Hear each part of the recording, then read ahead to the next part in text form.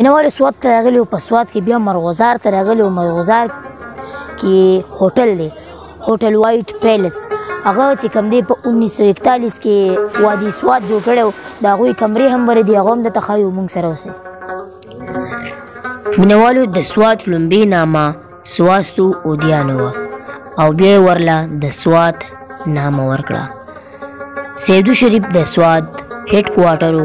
د سیدو بابا خپل نوم اخوند عبدالغفور صاحب و. مینوالو سیدو شریف په حوالې مشران وایي چې سیدو بابا د والي سوات د پلار نیکانه وه. والي سوات عبدالحق جانزیب د باچا صاحب یعنی د میاں ګل عبدالودود زوی و او د باچا صاحب د پلار سید عبدالجبار صاحب نامه وه.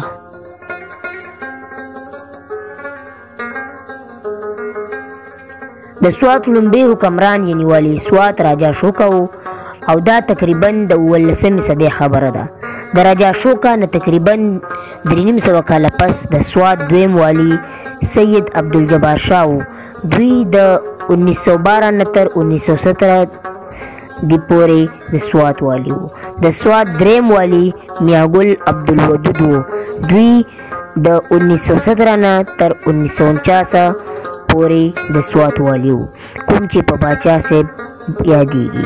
او د سوات څلورم او اخري والي عبدالحق جانزیب و، کوم چې تر اوسه پورې په والي سوات یادیږي. دوی د 1949 نه تر 1969 پورې والي سوات پاتې شوی دی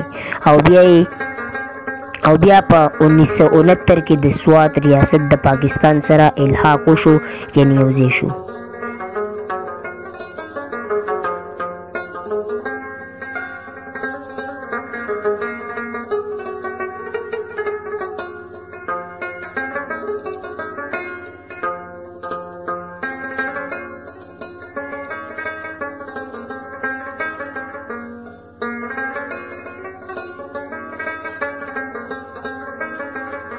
مینوالو تاسو چې د کوم تصویرانو کتل دا د باچا صاحب هم دي او د وادي سوات هم دي. دا وادي سوات چې کوم دی د باچا صاحب زوی. دا سلسله د 1941 نه شروع شوې ده، اوس 2021 پورې ماشاءالله روانه ده او انشاءالله امید کوم چې مخکې هم راځي. عدنانه موږ دې ځای ته راغلي یو. ما خو چې ډېر خوند واخیسته، مزه مې ترې واخیسته. ډېرې ښکلې سندرانې دي که نه؟ ته څه محسوسوې؟ څه محسوسوې چې دا ځای څنګه دی؟ ښکلې ځای دی او موږ ترې ډېر خوندونه واخیستو. نو کدی کې چینین دي، میوې بوټي دي پکې او موږ ورته رالو. نو تاسو هم راشئ، خوند مزه دې والئ. مینوالو دا وه د سوات مرغزار ننداره چې تاسو وکتله، ډېر خوند به یې درکړی وي. په دې دوو ټپو به درنه اجازت اخلمه چې هغه پخپله را پریوځي. هی چې په رنځوره پاڼه و کوه لګې بادونه، په مخ مې او مخه خوږېږم. هی پوزه مې پرېکا چې پتا مینېدمه. هی ارمان به هلا که هلا زما درشي. هی چې کټ مې واخلې تورو خاورو که خاورو لمې وړینه. ارمان به